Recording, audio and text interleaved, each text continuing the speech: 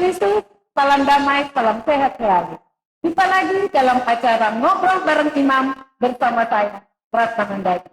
Sobat Kristus, kali ini Imam yang akan berbincang dengan saya, atau orang akan bercerita di siang hari ini, yaitu Pastor Ronald Runtu PR. Beliau biasa kami sapa Pastor Edward. Selamat siang, Pastor. Selamat siang, Ratna. Apa kabar nih, Pastor? Baik. Salam sehat, Pastor. Salam sehat. Ya baik, Sobat Kristus, di mana saja kalian berada, siang ini kami akan berbincang soal tahun liturgi. Pastor, Ya. minggu depan, Pastor, orang kok masuk di Pesta Kristus Raja, Pastor. Apakah itu, Pastor, menutup atau mengakhiri dari tahun liturgi? Pastor, sebenarnya, coba tanya, Pastor, apa arti dari liturgi itu, Pastor?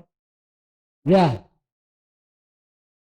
Selamat siang kepada umat yang terkasih, Ratna, dan nanti ada umat yang sementara mengikuti dari rumah. Minggu depan kita akan merayakan Pesta Kristus Raja, dan benar bahwa Pesta Kristus Raja itu menjadi penutup dari yang saja tahun liturgi, dan minggu sesudahnya, minggu Advent yang pertama, ya boleh bilang menjadi tahun baru. Tahun kita mulai liturgi yang baru. Terus pertanyaannya tadi yang Ratna tanya, apa arti tahun liturgi? Ya. Apa maksudnya tahun liturgi? Arti tahun liturgi sebenarnya saya bahasakan sederhana bahwa itu merayakan peristiwa penyelamatan, terutama lewat Kristus. Karena itu seluruh tahun, mulai dari yang saja tahun baru, masa Advent. Nah, masa Advent kan kita mulai merayakan penantian.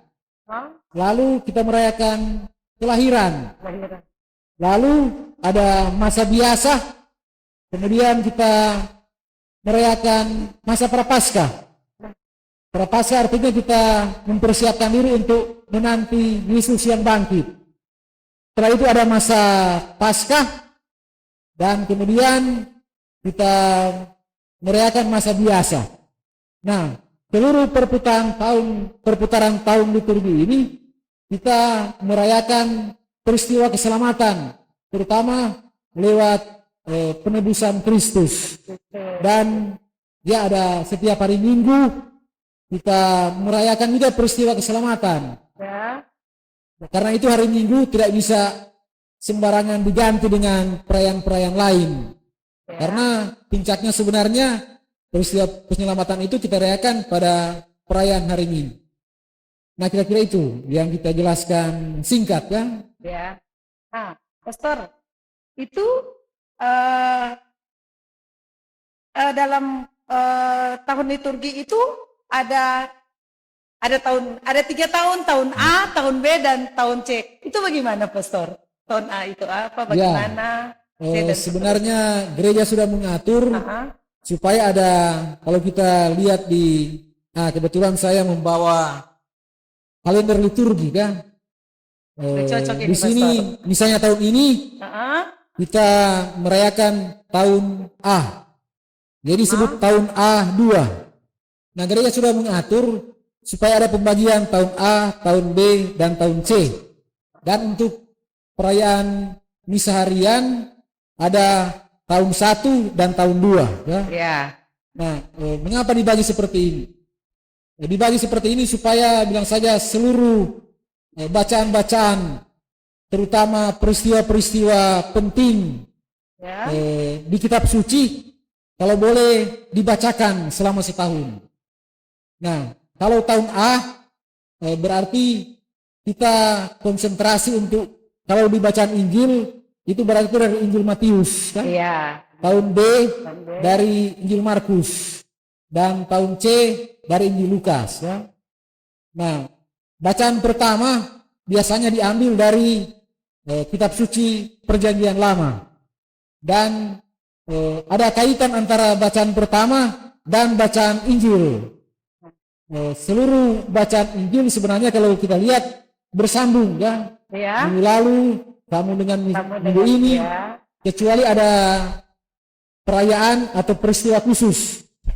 Tapi kalau kita lihat secara sepintas, bagus sambung tuh cerita-cerita atau yang dibaca dalam Injil.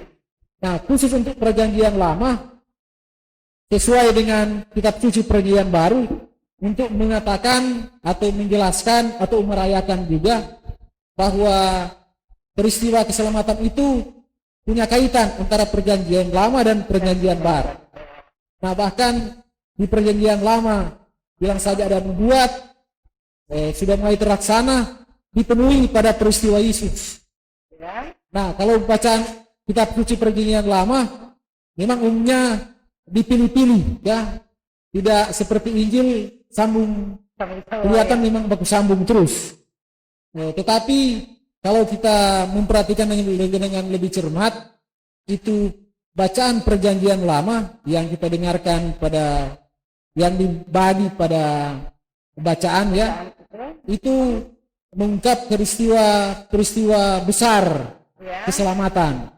Jadi kalau orang rajin masuk gereja hari Minggu dan rajin masuk gereja hari biasa 1 tahun, berarti orang sudah mendengarkan ya keseluruhan dari kitab suci peristiwa kira-kira dari kitab suci.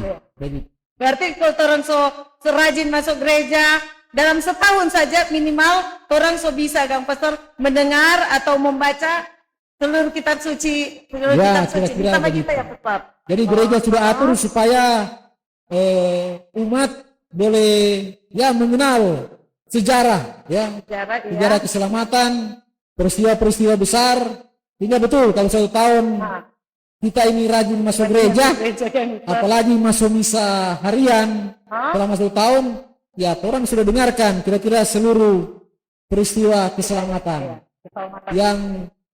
yang saja di perjanjian lama dan dipuncaki pada peristiwa penyelamatan Kristus. Begitu.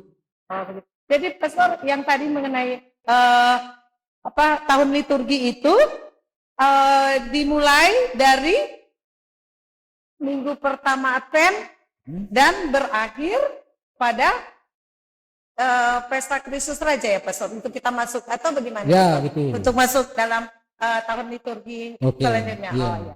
Baik Pastor. Jadi tahun liturgi itu dibagi 3 ya Pastor ya, ada tahun A, ada tahun B, dan tahun C. Nah, jadi kalau minimal saja kita masuk gereja dalam setiap ada misa perayaan Ekaristi 1 minggu kita maksud saya 1 tahun kita masuk gereja, itu berarti orang paling tidak seperti tadi Pastor sudah mengatakan, paling tidak orang mendengar dan membaca tentang kitab suci. Terus Pastor kalau ada warna-warna liturgi Pastor. Warna-warna liturgi. Itu ada terdiri dari berapa warna Pastor? Warna liturgi. Ya. Mungkin kita jelaskan langsung berkaitan dengan tahun liturgi kan. Tahun liturgi Pastor.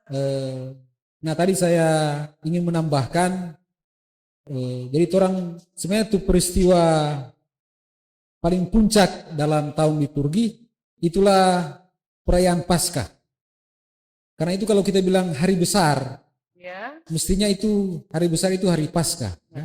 Cuma ya di Manado, mungkin juga di tempat lain biasanya bilang hari besar atau hari besar, berarti hari Natal. Hari Natal. Mestinya Paskah kan. Dan itulah yang kita rayakan setiap perayaan Ekaristi. Nah khusus tentang tahun liturgi, jadi kita mulai dengan ya seperti orang yang hidup kan, mulai dari kecil sampai kemudian dia besar. Nah demikian juga tahun liturgi kita bisa menghayati kehadiran Kristus yang seperti itu kan dalam waktu. Jadi kita mulai dengan peristiwa kelahiran. Jadi, lalu berpuncak pada peristiwa namanya kebangkitan ya. Paskah. Jadi ada kematian dan kebangkitan. Tapi keseluruhan perayaan liturgi itu dipuncaki dan saja ditutup dengan perayaan hari raya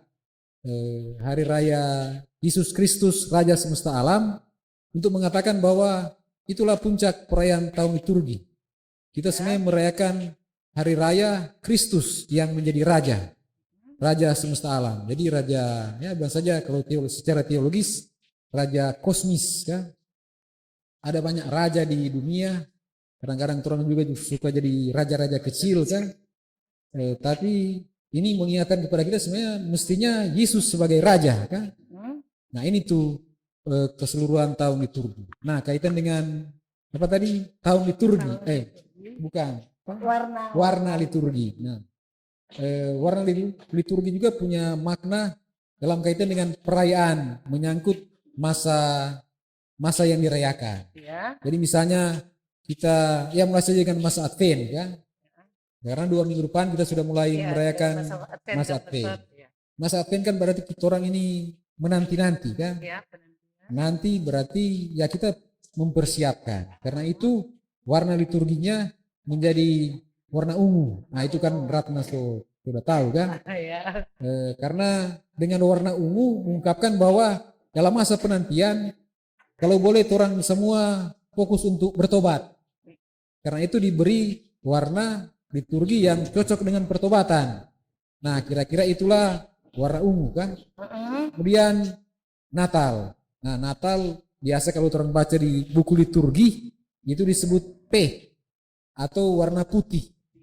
Karena menyatakan tentang ada peristiwa sukacita, peristiwa yang mengembirakan, sehingga warna pun jadi putih ya. Kadang-kadang di gereja orang pakai putih atau pakai yang warna krem, ya kira-kira warna pesta kan. Nah setelah masa itu selesai, masa Natal ke masa biasa ya. Nah masa biasa warna hijau ya. Karena dianggap masa biasa itu ya seperti orang suka warna hijau, menyatakan harapan, ada pertumbuhan kan. Dan di masa-masa biasa kita diharapkan tetap bertumbuh kan. Kita penuh pengharapan, tumbuh dalam iman, harap dan cinta kasih. Dan kembali ke masa Prapaskah. Nah masa Prapaskah berarti masa sebelum Paskah. Nah karena itu masa Prapaskah kita juga persiapkan untuk peristiwa penyelamatan lewat kebangkitan Kristus. Maka pakai warna ungu.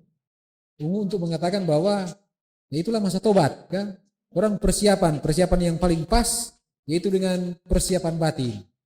Nah untuk persiapan batin yang paling sederhana dan paling pas itulah tobat. Dan kemudian masa Paskah kan, masa Paskah kita rayakan juga sebagai masa pesta sukacita, maka pakai putih juga. Atau juga kadang-kadang di gereja pakai krem, pokoknya untuk menyatakan sukacita, kegembiraan dan seterusnya. Nah di antara itu juga masih ada warna merah. Misalnya warna merah orang pakai pada saat Yesus mati kan, untuk mengatakan pada Jumat Agung. Ini juga salah satu warna liturgi untuk mengatakan buat orang ini ya mengenangkan darah Kristus kan. Karena itu dipakai warna merah. Jadi semua warna-warna liturgi dalam perayaan tahun liturgi itu punya arti dan makna. Dan kalau orang mengetahui dan menghayati lewat makna saja, ya orang sudah tersentuh dengan apa yang kita rayakan. Nah makanya perayaan itu bukan terpisah dari hidup hari-hari kan. Jadi perayaan liturgis sebenarnya ya perayaan harian, atau kalau dibahasakan lebih simbolik, apa yang orang alami dalam peristiwa harian kita kemudian rayakan pada perayaan liturgi. Jangan total panjang itu kan. Terima kasih Pastor. Baik, Sobat Kristus yang terkasih, demikian perbincangan kami atau Bapak Cerita di siang hari ini, saya dengan Pastor Ebert. Semoga obrolan kami kali ini bermanfaat untuk kita semua. Ya, terima kasih Pastor. Terima kasih Ya. Ratna, terima kasih kepada Komsos Dan Karip Suci dan para pendengar. oke Sobat Fitur. Demikian kami pamit. Terima kasih untuk semuanya. Salam damai, salam sehat selalu. Sampai jumpa. Bye-bye.